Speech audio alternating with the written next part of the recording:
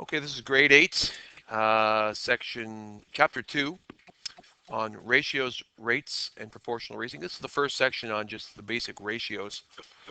And as we talked about before, a ratio by definition is a comparison of two or more quantities in the same unit. So in this particular question, the units in question that we're going to compare are going to be fruits, right? We have a little plate of fruits here. And Janine wants to write the ratio of oranges to apples. And she doesn't know whether she should write 3 to 4 or 4 to 3. The easy answer for that is because we are comparing oranges to apples, as it says here in the actual uh, words, and we know that oranges is going to be our first number, which in this case is 1, 2, 3, 4 of them. So our first one is going to be 4, and our apples are going to be 3.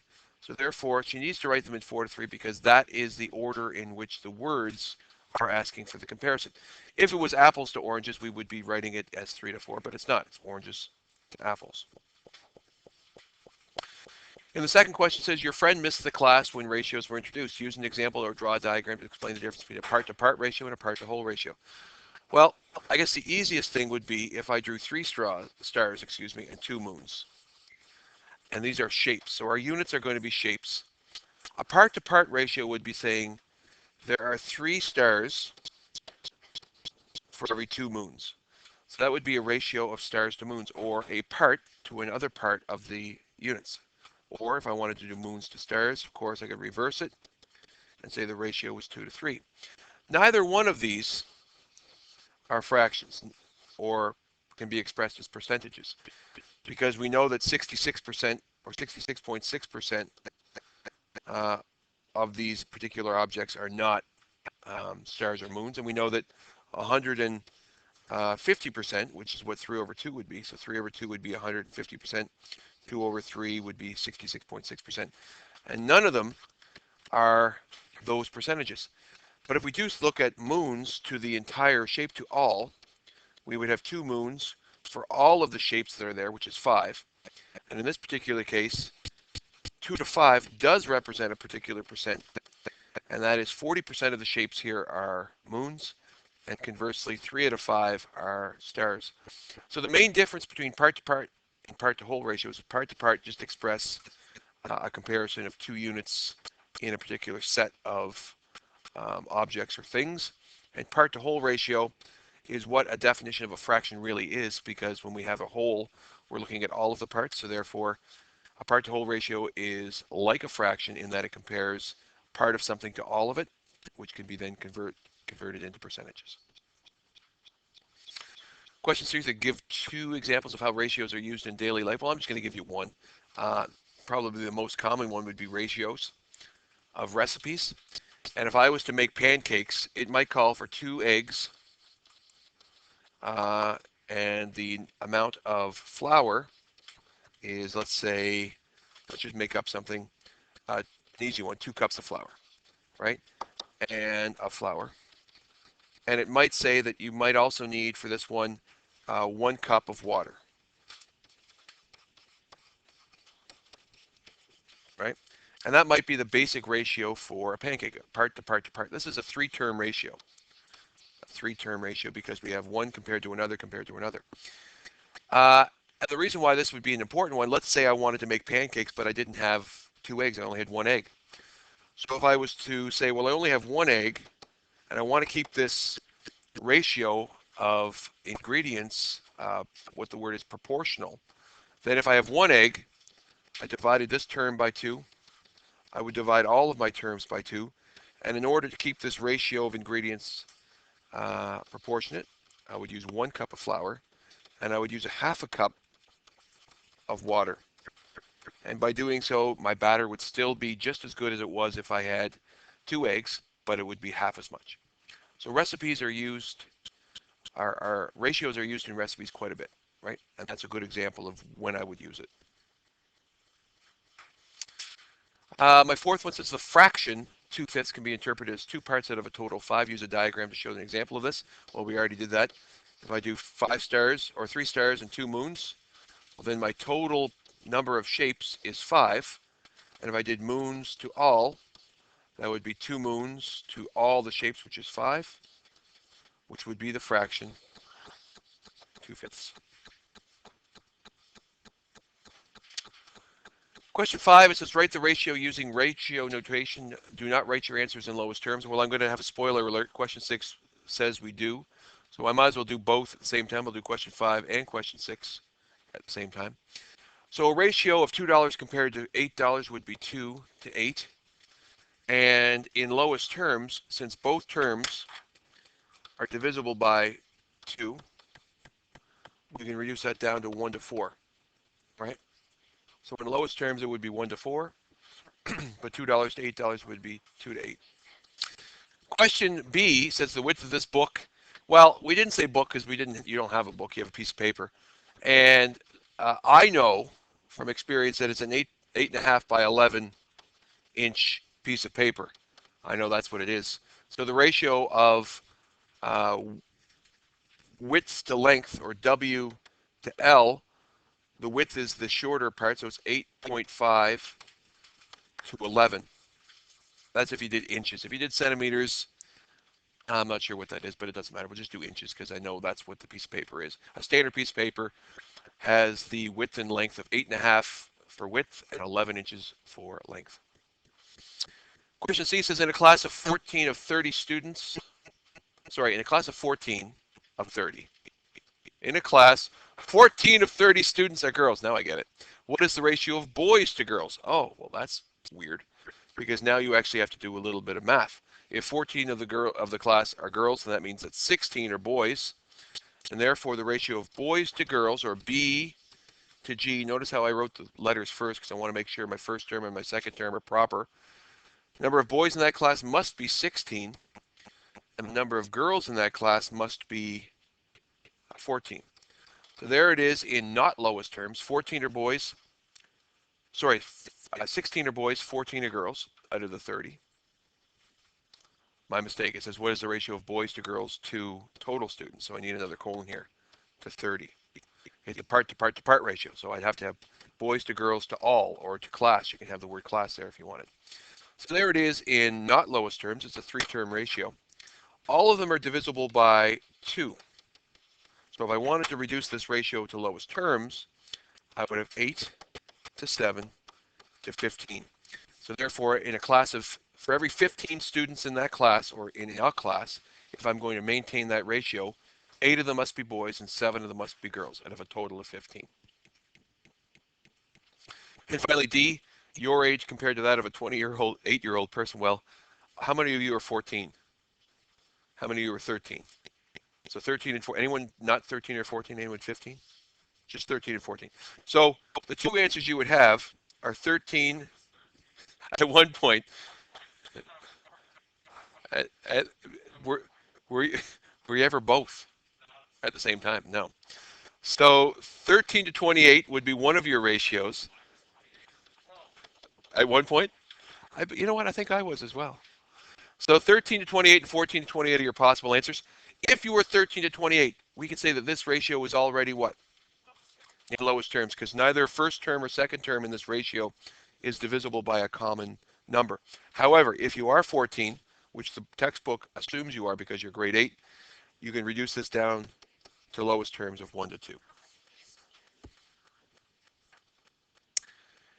Question 6, we just did it. See? Amazing. Question 7, does question 7 say don't reduce to lowest terms again? But there's no extra one. I don't know why they did that. Let's do it anyway because we're just wild and crazy. As a ratio not in lowest terms, it's 4 to 10. In lowest terms, what would it be? If you just use your head, what would it be in lowest terms? It'd be 2 to 5, right? That's right. A team won 3 games and lost 6 games. What is the ratio of games won to games played? Or we could put the word all if we wanted to, right? Sorry, I've been corrected here. It's supposed to be fraction notation. But fraction notation is deceptive, isn't it? Because a fraction, the denominator of a fraction always means what? All. Oh, I guess, sorry, this is all because you're spending $4 out of a total of $10. Yeah, they are all fractions. So your games won is 3. So I'm going to put that in the top part. And the total number of games is not written. You have to do a quick math calculation. How many total games were played? Because they lost 6 and they won 3, assuming there are no ties, your denominator or your total number of games is going to be 9, which means in lowest terms, it's 1/3. And if I wanted to, what would this 33.3% represent? The number of games they had won, right? And same thing here. I had spent 40% of my total money. If I spent $4 out of the 10, I spent 40%. And question C says a bag contains 12 red and 3 blue beads. Compare the blue beads, or the bleu, to the total. Or the 3 blue beads to how many total beads are there? Again, you need to make a quick calculation. The 12 plus the 3 means the total number of beads is 15. Reduce to lowest terms, since both are divisible, I'd have 1/5. And that's probably a fraction you all know the percentage of. If you got 1 out of 5 on a test, you got 20%. And finally, the last question, a pond contains 27 guppies and 33 goldfish. What's the ratio of guppies to total fish, or to all? So there are 27 guppies, and in total there are 60 total fish. Does anyone know what number is divisible into 27 and 60? What is it? 3. So if I divide both by 3, I'm going to get 9 over 20, which is lowest terms. And again, I can think of this as a percentage if I'm really smart, because I know that that's going to be equivalent to 45 out of 100, right? Which means what percent is it? 45%. Now, if I didn't know that, of course, I could grab a calculator and say, what is 9 divided by 20? Change it to a decimal, then change it to a percent. Question 8 says identify the missing numbers to make equivalent fractions. Of course, I'm going to multiply both by 4 to identify the top number as 4. Here I'm going to multiply by 3 to identify the denominator as 15. Here I'm going to multiply by 3 to identify the numerator as 6. Here I'm going to divide by 3 to get 4. I'm going to reverse it. I'm going to start on the side I know both terms, and 12 divided by 3 is 4. So therefore, 3 divided by 3 tells me that missing term is 1. Here I know both of these. I know that 21 divided by 7 is 3. Do the same thing over here. My missing number is 7. And finally over here I know both terms. So 12 divided by 3 is 4. So 15 divided by 3 is 5. So when you have these questions on your test, always start on the side that you know both of your terms. Determine what you multiplied or divided both top and bottom by terms, to get your missing term. Question 9 says use the data. Which sports have equivalent win-loss ratios? So we're looking for these win-loss ratios. So if I look at hockey would have a win-loss ratio of 9-6. Volleyball is 10-5 win-loss ratios, and baseball is 12-8. Now, what can I do to determine which ones are equivalent? What would I do with all 3 of those ratios to determine which ones are the same? What would I do? Yeah, reduce them down to lowest terms. So I look at this one, I'm like, okay, I can reduce this one by 3, so I'm going to make it 3-2. So really, what that ratio says for hockey is for every 3 games they won, they will lose 2 games according to the ratio. Or if they won 9, they'll lose 6, if they, etc., etc. Here, if I reduce this one to lowest terms, both are divisible by 5. In lowest terms, this is 2-1, which is not equivalent to hockey. But if I divide this one, what's the greatest factor divisible into both 12 and 8? 4. You could reduce it by 12 first, or 2 and then 2 again. But if you reduce this down by dividing both top and bottom by 4, you create an equivalent ratio of 3-2, which we now know. Therefore, hockey and baseball have the same win-loss ratios. And finally, question B in this particular question is what's the ratio of wins to total games played? So we're going to say wins to all or total games. This is for hockey.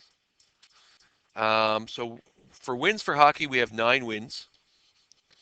How many total games did they play?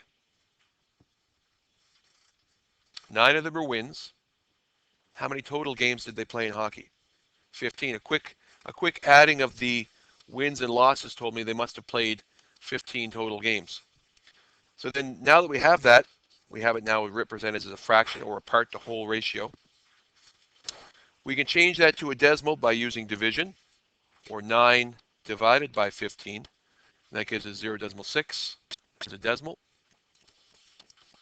And as percentage, we know that's 6/10, right? Our brain is thinking, well, it's this, which is this.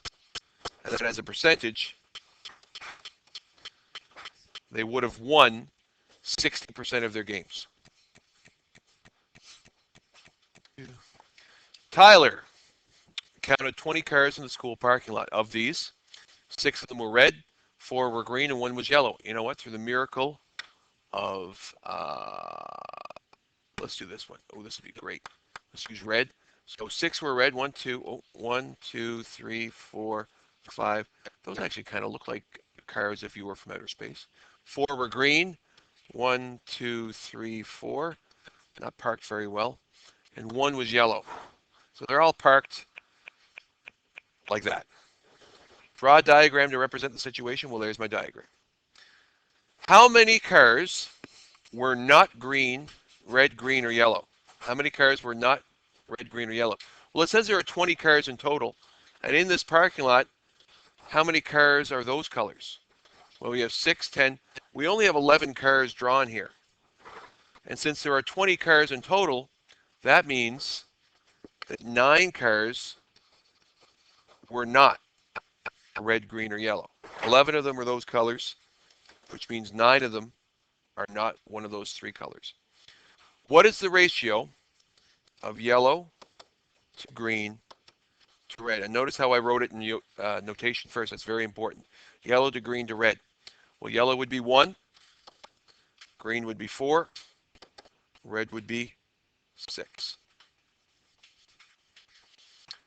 Question D says, what is the ratio of red to total cars, or red to all? So here we have a part to whole ratio.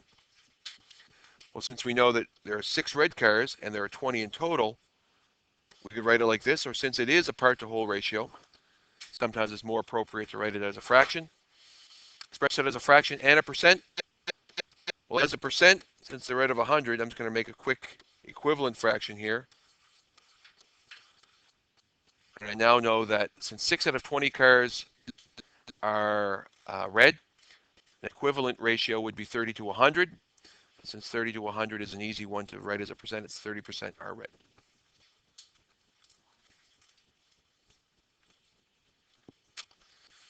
Question 11. It's much nicer on a color board than it is in a black and white photocopy. It says, what tiles could be represented by each of the following situations, 1 to 5? Well, since one of them is blue, we can make blue.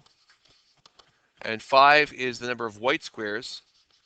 So probably the only appropriate ratio for 1 to 5 would be blue to white. 1 to 6 to 5 would be blue to red to white. 1 to 2, well, this is a little bit tricky. You can do one of 2 things. If we think about the number of red squares. Red squares, there are 6 of them. And if we think about total squares, how many total squares are there? 12.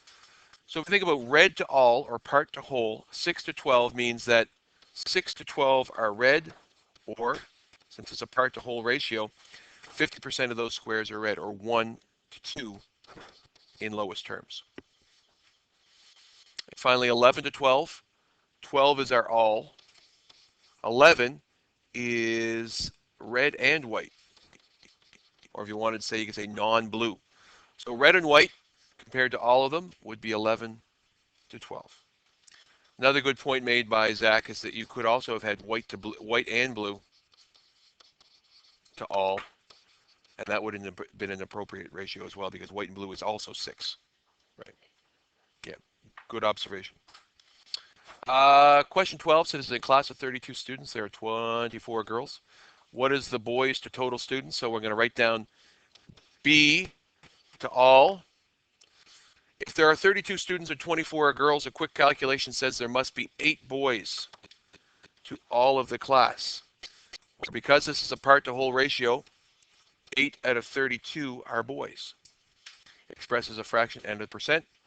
8 out of 32, 8 out of 32, since it's part-to-whole.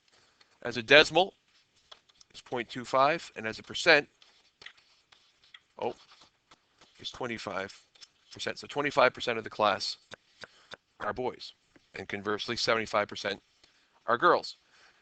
What are the girls to boys ratio? So I'm going to start with G to B, because I want to make sure G is my first term in my ratio. There are 24, and there are 8 boys. In lowest terms, both are divisible by 8, giving me a 3-to-1 lowest term ratio. What does that mean?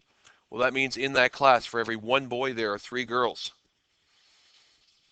If you can't get a date in that class, boys, you're in trouble. There are 3 girls for every 1 boy. Surely there's going to be someone for you. But girls, unfortunately, not all of you are going to find that boy to dance with at the prom or whatever goes on with you young kids today. I don't even know why I'm talking about this. Question 13 says the soccer team played 28 games and won a 4 out of every 7 games. There were no tied games. How many games did they lose? So if we think about this, so I'm going to put total, so I'm going to put games won to all. I'm going to make a part-to-whole ratio. So a soccer team played 28 games. So all of the games are going to be 28, and they won 4 out of 7. So 4 wins for every 7 games.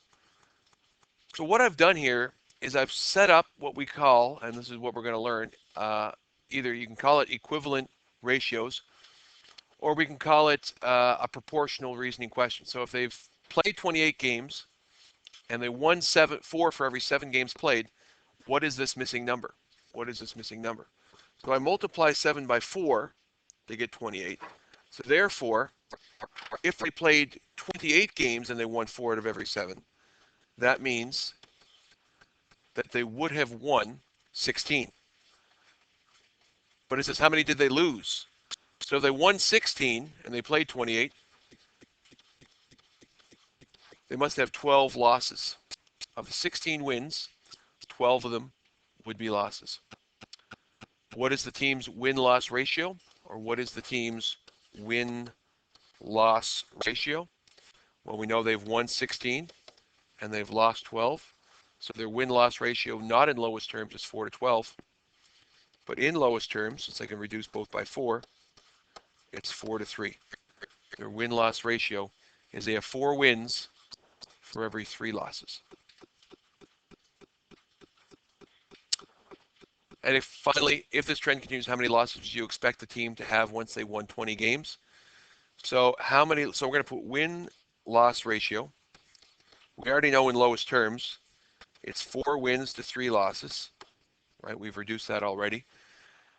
How many losses, meaning I don't know how many losses, but I do know that they would have 20 wins. So what is that bottom number going to be? Like, yeah, I know that I multiplied that to get 5. So how many losses will they have? The answer is they will have 15 losses. Question number 14 says 3/8 of 96 adults in McGregor's clan are less than 150 centimeters tall. Draw a diagram. Well, this is pretty tricky because if you consider this to be the clan, this is the McGregor clan of 96 adults. So I'm going to use a rectangle. You probably use something different because you guys are all smart. It says draw a diagram to represent the situation. So there's 96 adults. I'm going to cut it into quarters and then cut each of those into quarters. So now I have eighths. I have 8 sections in there. And since 3/8, I think my highlighter will come up here maybe. Since 3/8 are less than 150, each one of these yellow parts is going to represent the adult members who are less than 150 centimeters tall. So if I then think about uh, creating a ratio, 3/8 of 96. So 3 out of 8 people are less than 150. If there are 96 total people, this top number represents um, less than